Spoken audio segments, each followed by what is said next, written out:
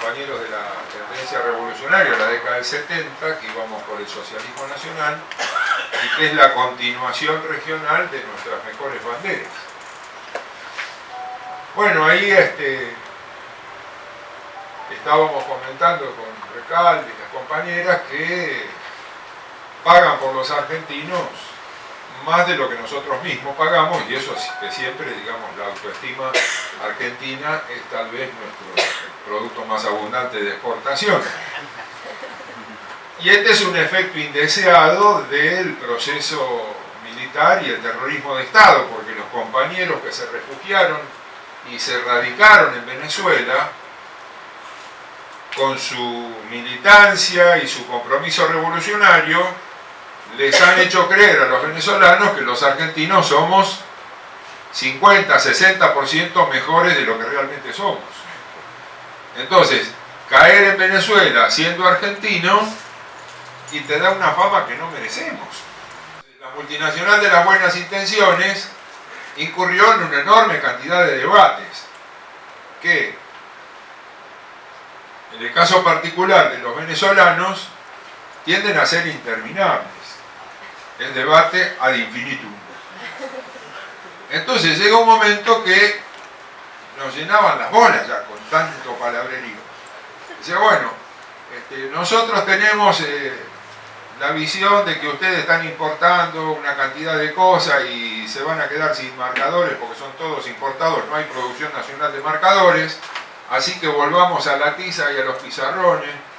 O eso es un problema, hay que conversarlo. No, más que conversar, hay que hacer los pizarrones, con lo que mierda sea. Emulando a Cosa Nostra, encontramos basura industrial por todos lados y en 48 horas le hicimos los pizarrones que se levantan, se puede trasladar con ruedita, todo, y ya se iba a iniciar una línea de producción de 1200 de esos pizarrones, que en vez de conversarlo, tardamos menos en fabricarlo que en conversarlo. Y eso quedó allá. Lo mismo. Seguíamos conversando y debatiendo economía de equivalencia, teoría del valor de Carlos Marx, el Estado empresario, nacionalización de la banca y el comercio exterior, todos los valores que militamos en la década del 70 y no abandonamos. No queremos que Peter Capusotto nos señale como esos abuelos mierda que abandonaron la militancia revolucionaria y andan buscando jubilaciones de privilegio. Preferimos morir con los zapatos puestos. Pobre pero limpito, como decía la vida. Entonces, después se suscitó el problema de cómo usar el deporte, que la Argentina también da cátedra en eso, da cátedra de deporte motor en clase socialmente baja. Las carreras de motos de Argentina tienen una muy alta calidad deportiva y técnica y un bajísimo costo que no se reproduce en ninguna otra parte de América Latina.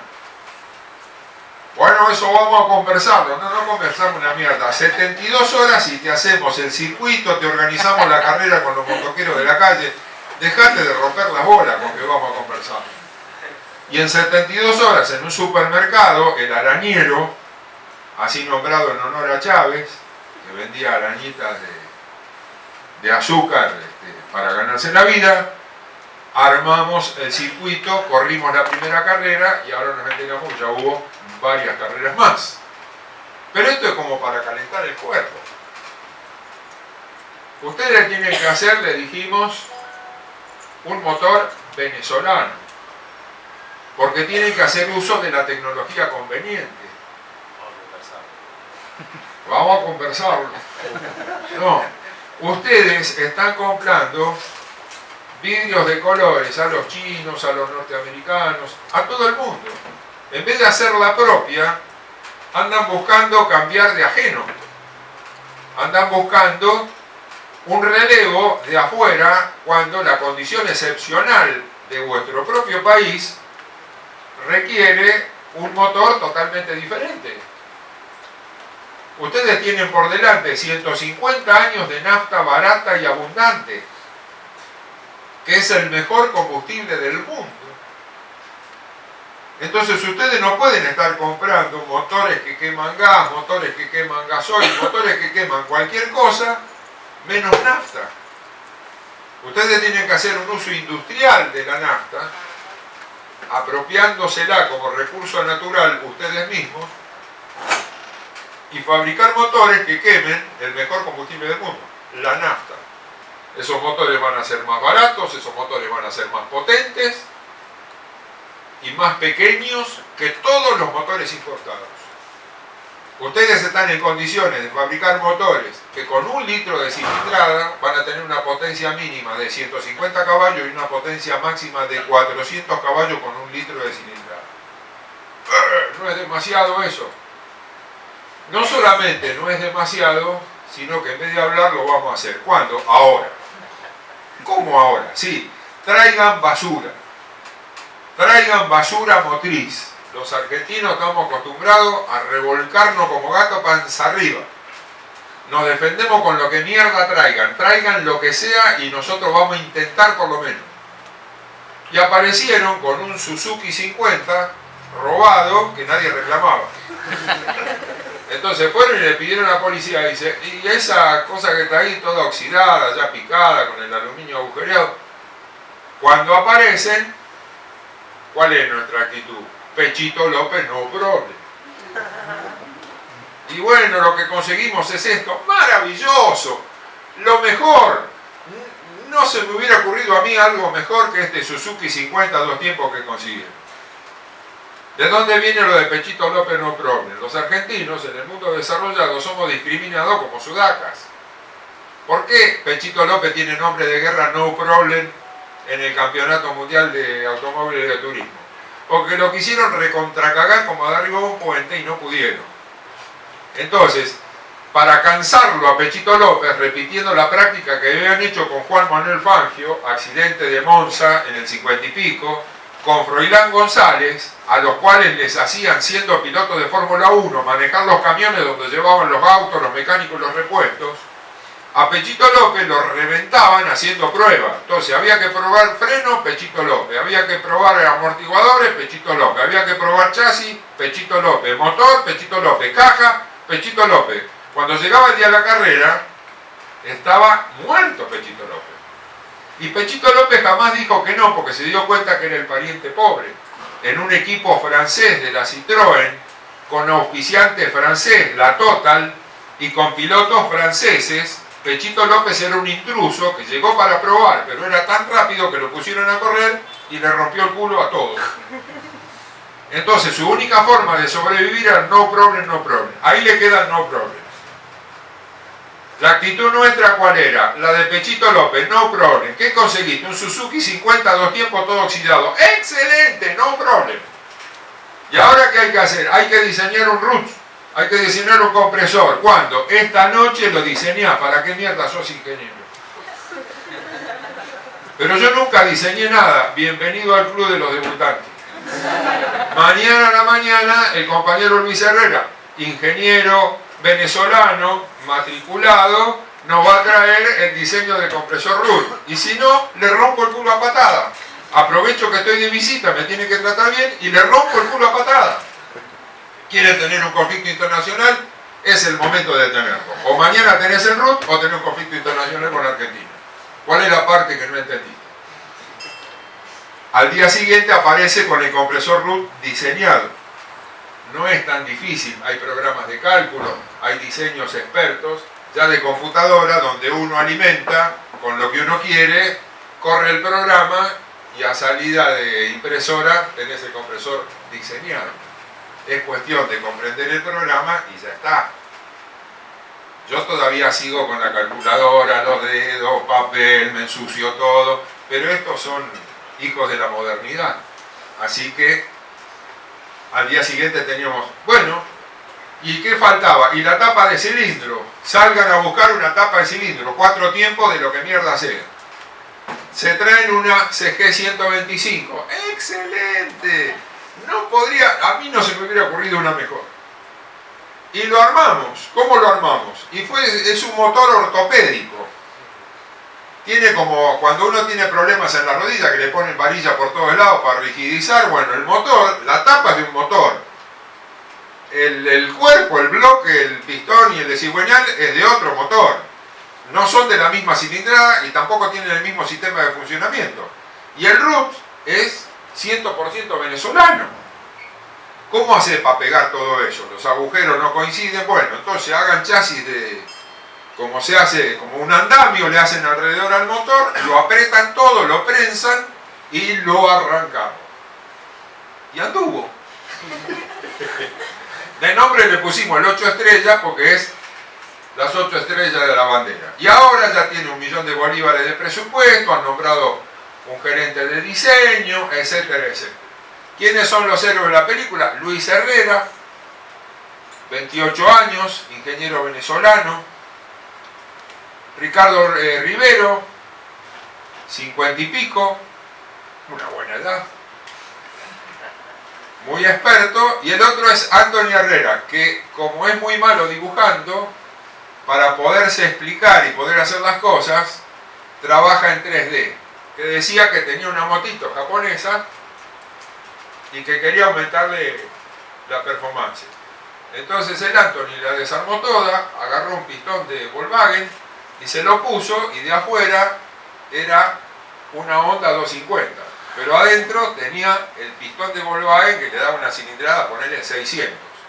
También andaba la moto que la usó para robar el amigo de Anthony Herrera. Entonces terminó el amigo y él en cana. Lo que habla muy bien de su condición industrial, no así de su honestidad. Porque los canas no lo agarraron al primer intento, se les escapaba.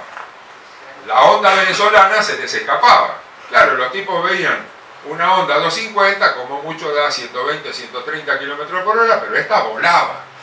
Volaba. Entonces, usamos de parámetro industrial, de indicador de calidad, la buena opinión que tenía la policía respecto de este protoindustrial Anthony Herrera. Esos tres son los que están en el tema. ¿Por qué este anecdotario minúsculo, sin factor de escala? ¿Qué es lo que se espera de nosotros? Toda América Latina espera la pata industrial que es la Argentina. Que no es de ahora, es de hace muchísimos años que la Argentina es la pata industrial de un socialismo latinoamericano. Cuando cae Perón en el 55, Winston Churchill dice que la caída de Perón es el equivalente a la victoria aliada en Europa. La caída de Perón en Latinoamérica es el equivalente a la victoria aliada en Europa. ¿No es exagerado? No, porque de la mano de la Argentina, dice Winston Churchill, toda Latinoamérica se puede prender fuego. Esa posibilidad todavía existe. Ahora, afortunadamente, ya no tenemos más a Winston Churchill. ¿A quién tenemos? A la burguesía paulista. ¿A qué le teme la burguesía paulista? Al eje Cuba, Venezuela, Ecuador, Bolivia, Argentina.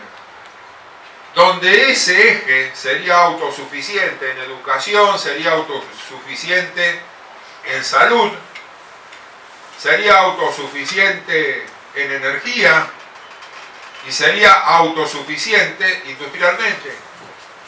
Si nosotros tuvimos que apelar al látigo político para poder hacer el numen de lo que va a ser el 8 estrellas venezolano, imagínense lo que hubiéramos podido hacer con un poquito de poder, con un poquito de estructura de respaldo.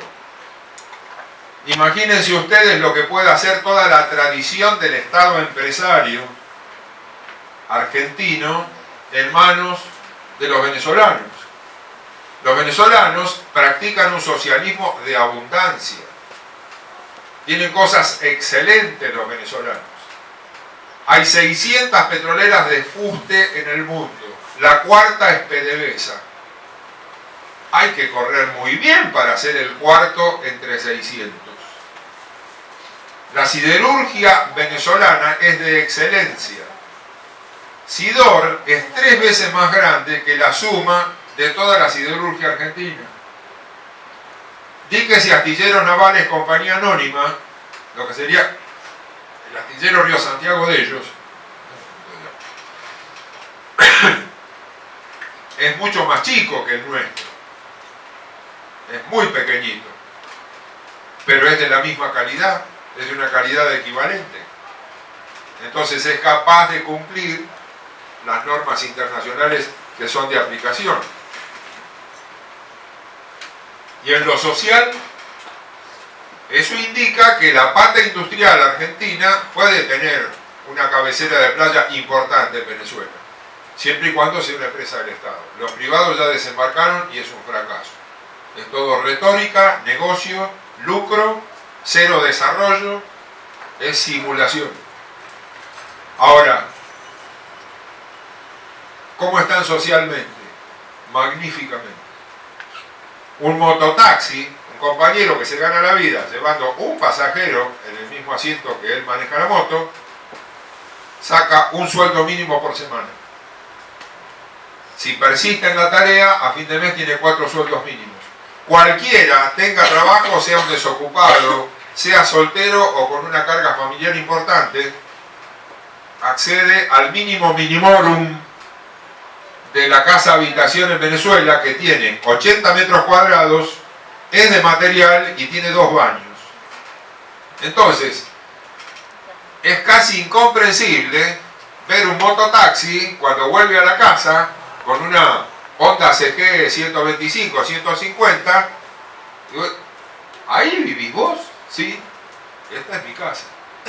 Ahí está mi familia, mi gente. 80 metros cuadrados, material, 2 baños.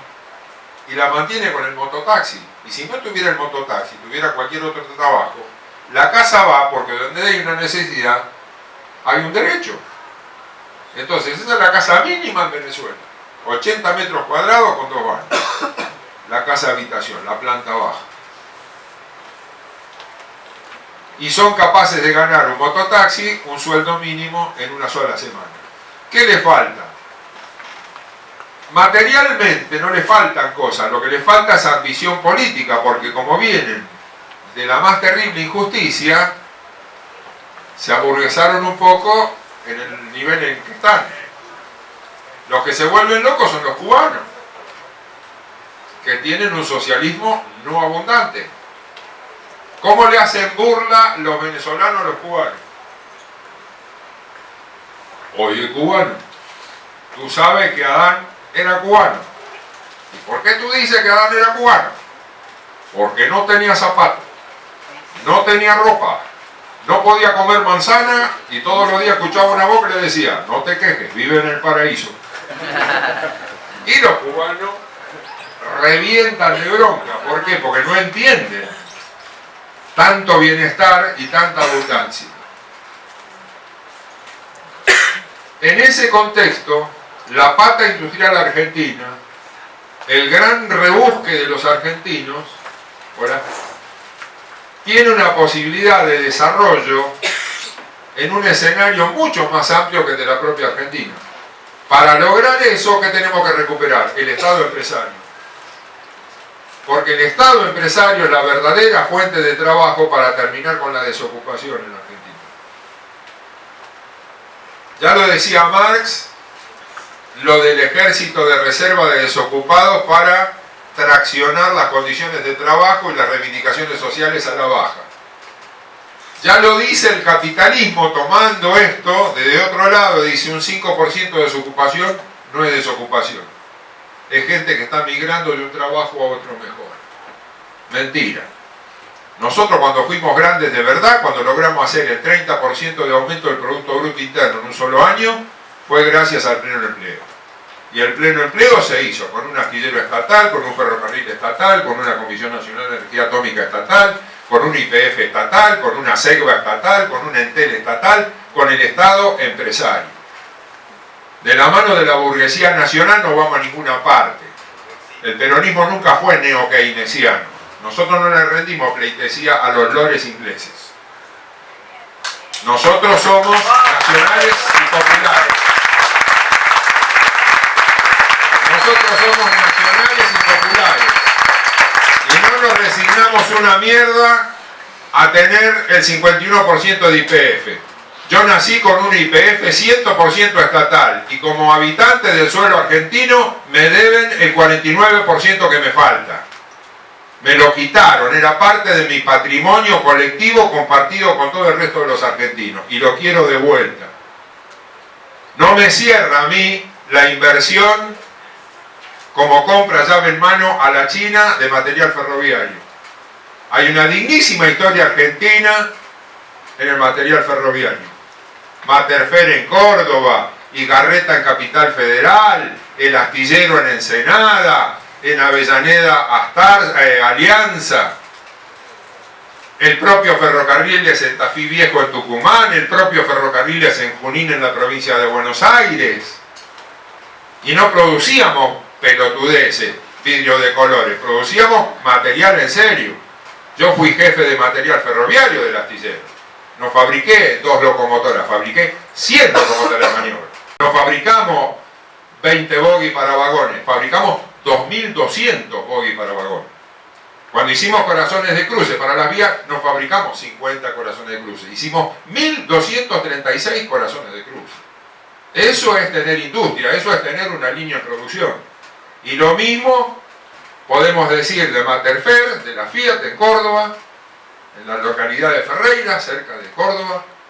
Lo mismo podemos decir en Rosario, de los propios talleres de ferrocarriles, en la localidad de Pérez. Lo mismo podemos decir de Igarreta en Buenos Aires, que fabricaba para los subtes y fabricaba para los coches motor, y lo mismo podemos decir del área material Córdoba en los aviones, lo mismo podemos decir de un montón de emprendimientos más. Eso es lo que demanda Latinoamérica de nosotros. Esa es la enorme oportunidad que tenemos por delante.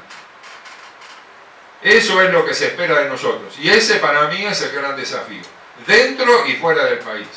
Porque tenemos escala latinoamericana o vamos a ser derrotados. Y en este respecto yo no me considero un derrotado. Yo jamás acepté lo de la derrota del 76. Nosotros fuimos exterminados, no derrotados. Los que no optamos por la lucha armada, no fuimos derrotados. Puede que algún compañero, a los que respeto, que optaron por la lucha armada, se pueda sentir derrotado.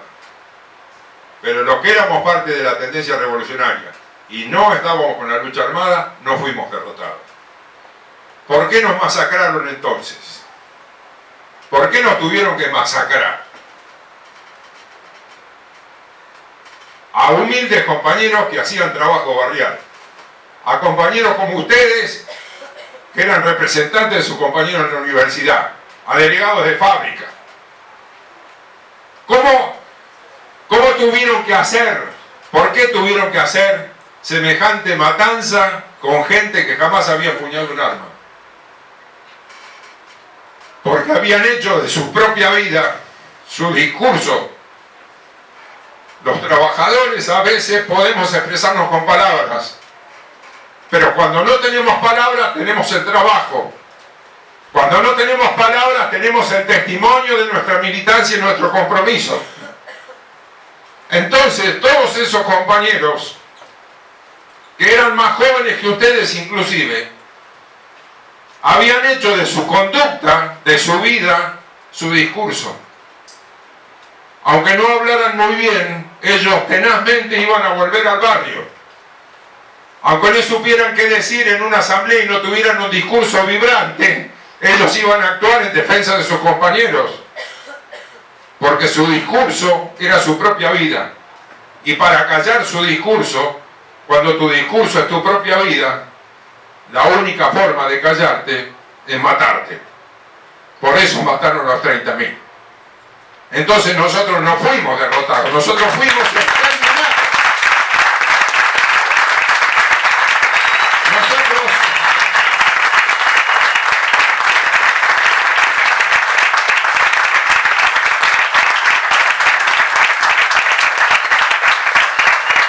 La militancia peronista fue exterminada.